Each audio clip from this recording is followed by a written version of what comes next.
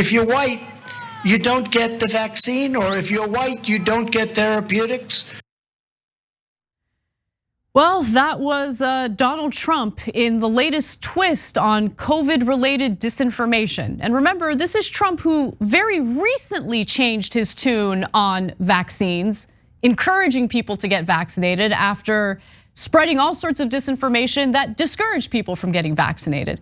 But this latest claim that he made during a rally in Florence, Arizona is definitely alarming because he's putting out this notion that white Americans are being denied COVID treatment and even the COVID vaccine when we have just spent an insane amount of time trying to convince everyone, especially including Trump supporters, to get vaccinated. Now, where does this all stem from? We'll get to that in just a moment. There is a tiny, tiny kernel of truth in his rant, but it is twisted in a way that is incredibly damaging and dangerous. But before we get to that, why don't we hear his statements in full context? Even in America, we're witnessing cruelties that can be scarcely believed. They can't be believed. The left is now rationing life-saving therapeutics based on race, discriminating against and denigrating, just denigrating white people to determine who lives and who dies. If you're white, you don't get the vaccine, or if you're white, you don't get therapeutics. It's unbelievable to think this. And nobody wants this. Black people don't want it, white people don't want it, nobody wants it. The Wall Street Journal described the practice race-based preferential COVID treatment, said that's what it is. You get it based on race. In fact, in New York State, if you're white, you have to go to the back of the line to get medical help. Think of it. If you're white, you go right to the back of the line. All right, man, his rhetoric is so dangerous, especially at a time when the country is already deeply divided, especially at a time when a huge portion of his supporters have answered in multiple polls that they think it's totally fine to use violence, political violence, to respond to what they think is democracy and the country being taken away from them. And before I get to the details of what spurred his comments, I just want to make a quick comment, Cenk, about the very clear setup behind him as he's making these statements. Like almost every single black supporter behind him is wearing a white shirt that says Blacks for Trump 2024. It's kind of amazing. Anyway, that wasn't, I'm sorry, Blacks for Trump 2020.com, which a little outdated, but okay.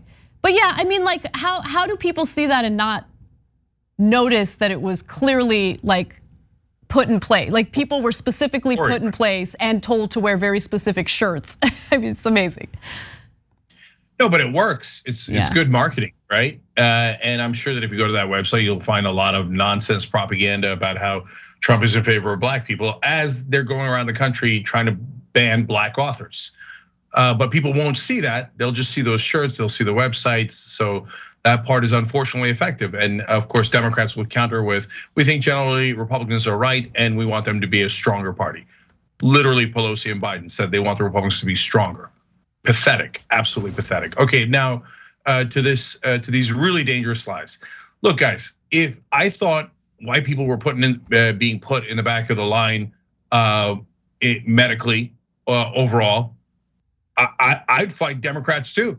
I think that was the most outrageous thing I'd ever heard. Being in favor of civil rights doesn't mean that minorities should oppress majorities. It means that everyone should have equal rights. Now, I know that offends Republicans because they want more rights than other people. And then what they do is they project their racism and their bigotry and their sense of entitlement onto the rest of us. And they say, oh, well, since we're evil people, we assume blacks and other minorities are also going to be evil. And if they get in charge, they're going to put us in the back of the line. So they're super ready for it because that's how they think. Right wingers think about power and putting their boot on the neck of others. They can't imagine that what we would actually want is equality and justice. So there is a portion of the story, as Anna's going to explain to you, that we disagree with. If they actually just told the truth about that part, we'd say, hey, that's a good point. Let's go make sure that doesn't happen, right? But they don't say that. Instead, they make up lies about how white people can't get vaccines and they're put in the back of the line. It's of course outrageous lies. But guys, if you're not a Trump supporter, you think, yeah, but everybody knows that's lies. No, his own supporters believe every word he says. Everyone who watched that speech on his side will now go repeat to all their family and friends, as if it's true, that white people are being denied medical coverage all across the country and told that they can't see a doctor before black people.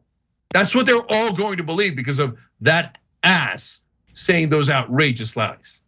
All right, so where do the lies stem from? I do think this was a misstep by health officials in New York, and I'll explain why in just a second, but here are the details.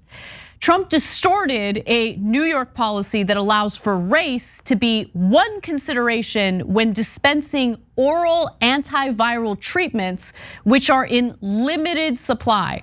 The policy attempts to steer those treatments to people at the most risk of severe disease from the coronavirus. So I understand the thinking behind it because usually, if like let's say you are African American, if you're Latino, it is likely that due to social issues in the country, you're at higher risk of getting hospitalized or dying from COVID, okay? And so that was the thinking behind it. But I think in pushing for race to be one of the considerations, I think it kind of erases what the heart of the issue is, which is honestly socioeconomic status. That is a good indicator of whether or not you're gonna be impacted the most by COVID. And the reason why you see African Americans and the Latino community overrepresented is because they're overrepresented in the lower socioeconomic status. And once you bring up race, this is what's gonna happen. You're gonna have right wingers, you're gonna have people who have an interest in dividing the country take this and twist it as some sort of like medical care apartheid when that is not what's happening here. Let me give you more details. So the opinion piece that Trump had referenced there was from the Wall Street Journal. The headline is New York's race-based preferential COVID treatments. New guidelines say whites may not be eligible for antibodies. The guidelines do not say that. And antivirals while non-whites are. Again, that commentary should not have been published because that is not the correct interpretation of what the health officials are pushing for in this policy in New York. So here are the guidelines in question. These are what the actual guidelines say. Oral antiviral treatment is authorized for patients who have mild to moderate COVID-19 symptoms. Patients cannot be hospitalized due to severe or critical COVID-19, or have a medical condition or other factors that increase their risk for severe illness. Non-white race or Hispanic Latino ethnicity should be considered a risk factor as long-standing systemic health and social inequities have contributed to an increased risk of severe illness and death from COVID-19. So those two of the 5 eligibility requirements patients must meet to receive the antiviral medication. By the way, it's unlikely that you would even need the antiviral medication if you're fully vaccinated and boosted, because you won't get extremely sick from COVID should you get infected with it. And by the way, the COVID vaccine is readily available for anyone and anyone who's willing to get vaccinated. Like the idea that the vaccines are being withheld from white people is laughable. But let me give you more. The authors of the Wall Street Journal op-ed say that the guidelines neglect the relevance of economic status. And to be honest with you, I agree with that as well. That's the only thing I agree with in this Wall Street Journal op-ed. Researchers from Stanford's Department of Epidemiology and Population Health found a positive correlation between income inequality and county level COVID-19 cases and deaths in the US. Emory University researchers found a similar correlation with poverty levels. A racial lens on COVID disparities is inadequate. A broader lens that included class factors would be unlikely to suggest to public health officials that the Indian American CEOs of Alphabet and Microsoft ought to get priority over white Walmart clerks and hospital orderlies. And again, I tend to agree with that. And if you focus on the inequities as a result of socioeconomic status, that also prevents the twisting of this policy, which we just experienced with Donald Trump. And believe me, if you think this is the end of it, they're gonna be campaigning hard on this kind of messaging, which really hurts the country in many ways, including by further dividing it, leading to more political violence. And that's exactly what someone like Trump, a chaos agent, absolutely wants.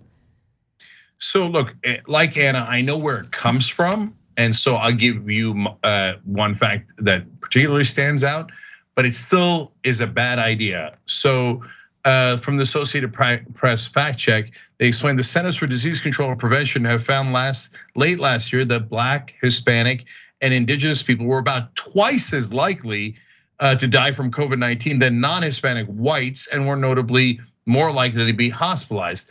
And part of the issue is people's different genetic makeup, but part of it is that they are less likely to receive outpatient antiviral treatment than whites. So there is a real issue here. And then it actually starts with not discrimination against whites, but discrimination against minorities and how they are treated by the medical community.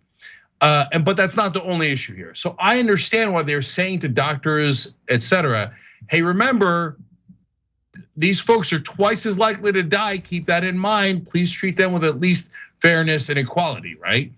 But when you put a checkbox on a form, and it seems like you're gonna treat individuals medically based on their race, that is a terrible idea. You should not open that Pandora's box. I don't think it's good at all. On the other hand, you could tell doctors, hey, listen, treat them as individuals. And if you're an individual who's African American and you have some certain risk factors, of course your doctor should keep that in mind. Of course they should be cognizant of that. By the way, if you're a white person with other risk factors, obviously your doctor should keep that in mind and make decisions accordingly. But it's not the right thing to do, to even have race as a factor here, other than to make note of, please treat each race equally and fairly, et cetera. But one last piece of irony here, though, is that Trump telling his white right-wing audience, oh, they're trying to withhold the vaccine from you. Well, shouldn't they be thrilled? They don't want the vaccine. They've booed Trump in the past for saying he got vaccinated. So maybe there'll be good news. Oh, they're only giving it to black people and minorities and they're not giving it to white people? Yes, right? I mean, make up your mind. Which one are you gonna cry about? I know white people are right-wingers, not white people overall, are constantly victims and trying to figure out which direction to cry in, but make up your mind. And so, or maybe this is the one smart thing Trump is doing, where he's trying to trick his own audience into getting vaccinated. Black people are withholding the vaccine from you. You should definitely go get it, right? Not smart, that's not what he's doing. And Anna, the only reason he might do that is maybe he's the one Republican politician that's figured out we're killing our own voters. This is not gonna help us in elections. No, he loves chaos. He loves dividing the country. That's what this is about. That's it. End of story. Okay, fair enough. Dividing the country based on race has been his bread and butter from the very beginning, and he's gonna continue leaning into it. Thanks for watching The Young Turks, really appreciate it. Another way to show support is through YouTube memberships. You'll get to interact with us more. There's live chat emojis, badges. You've got emojis of me, Anna, John, JR, so those are super fun. But you also get playback of our exclusive member-only shows and specials right after they air. So all of that, all you gotta do is click that join button right underneath the video. Thank you.